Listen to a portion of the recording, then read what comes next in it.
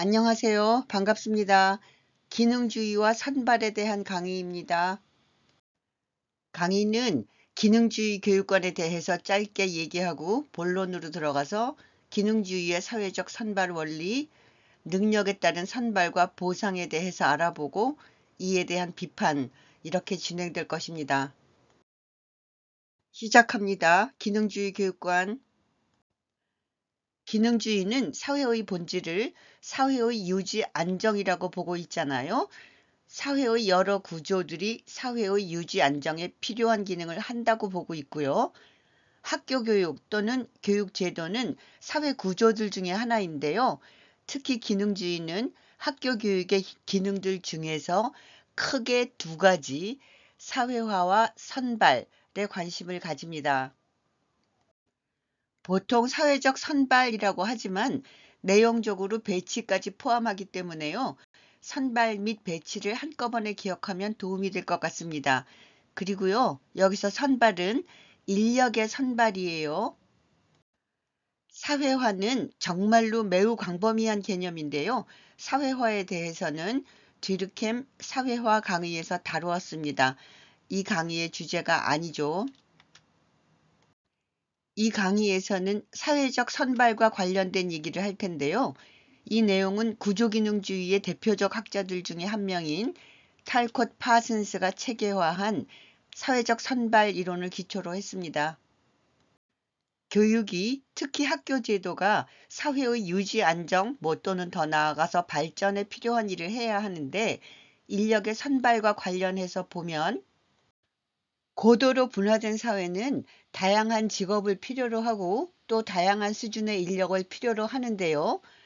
어느 한 사회의 구성원의 능력이 일반적으로 높은 것은 좋겠지만 그 구성원들의 능력 수준이 모두 똑같은 수준으로 높아야 하는 것은 아닙니다.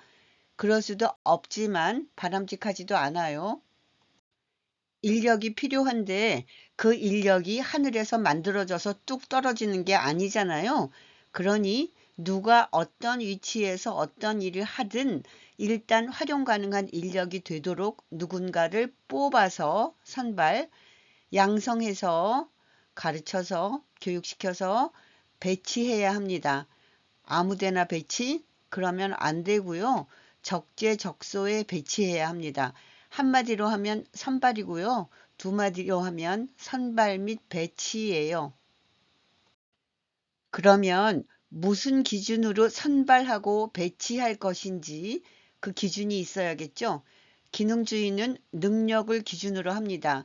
능력 본위예요. 능력 본위의 선발 및 배치. 능력 본위의 선발 이어가 보겠습니다. 능력에 따른 선발과 보상.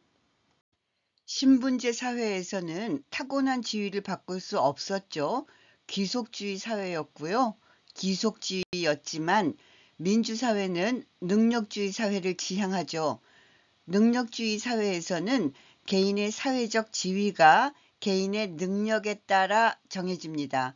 더 정확히는 사회적 지위는 개인이 보여주는 성취에 따른 보상으로 주어지는 것이죠. 성취주의예요. 사회적 지위가 개인의 능력, 업적, 성취에 따라 보상으로 주어진다고 했죠. 사회 이동이 가능하다는 뜻이에요. 산업사회 이후에 개인의 능력은 무엇에 의해서 길러지나요? 교육이죠. 그래서 사회학 그리고 교육사회학이 사회이동, 사회계층과 관련해서 교육을 중요하게 다루는 것입니다.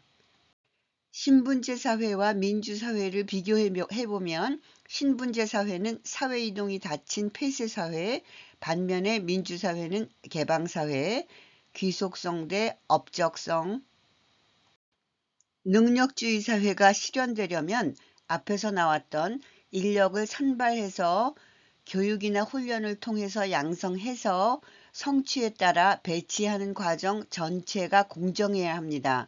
다시 말하면 모두에게 교육을 받을 공정한 기회가 제공되면 개인은 노력하고 능력을 발휘해서 사회 계층 이동을 할 수 있어요. 능력에 따라 상승 이동을 할 수도 있고 하강 이동을 할 수도 있겠죠. 자꾸 반복되는 것 같지만 여기 조금 더 신경 써서 들어주세요. 사회 계층은 상류, 중류 등등 우열이 있어요. 사회 계층은 고하, 우열이 있는 위계 구조예요. 누구는 상류 계층에 속할 수 있고 누구는 하류 계층에 속할 수 있다는 거잖아요. 기능주의는 교육 기회가 모두에게 공정하게 주어졌고 선발부터 배치까지 공정하게 이루어졌고 사회적 지위는 개인의 성취에 따른 보상이니 그러니 사회계층은 민주적이고 공정하고 합리적이라는 것이 기능주의의 입장입니다. 다시 합니다. 능력주의에 기초한 민주사회의 전제 조건은 뭐냐? 사회 구성원 모두에게 교육받을 수 있는 공정한 기회를 제공해야 한다는 거예요. 뭘 통해서 제공하나요? 대표적인 교육기관인 학교를 통해서. 이렇게 볼 때 학교는 뭐? 사회 이동을 가능하게 하는 장치, 다른 말로 하면 교육을 통해서 평등한 사회 구조를 만드는 장치인 것이죠. 바로 이런 이유로 늦어도 제2차 세계대전 이후에 각국이 교육의 기회균등에 관심을 가지게 되었고요. 여러 가지 정책을 시행하게 되었습니다. 물론 구조기능주의가 이론적 기초를 제공했죠. 지금까지 살펴본 것이 이 강의의 주제인 학교 교육에 대한 선발에 대한 기능주의의 입장입니다. 강의 끝내기 전에 간단하게나마 이에 대한 비판은 뭐가 있는지 봐야겠죠? 모두가 기능주의 입장에 동의하냐? 아니죠. 회의적인 시각이 있고 비판적인 질문이 제기됩니다.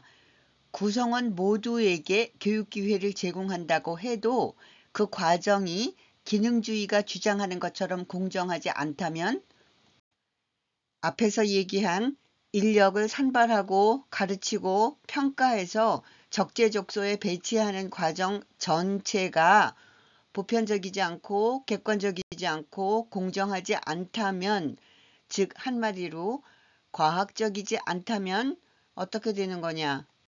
어떻게 되겠어요? 기능주의 이론의 전제가 무너지는 거죠.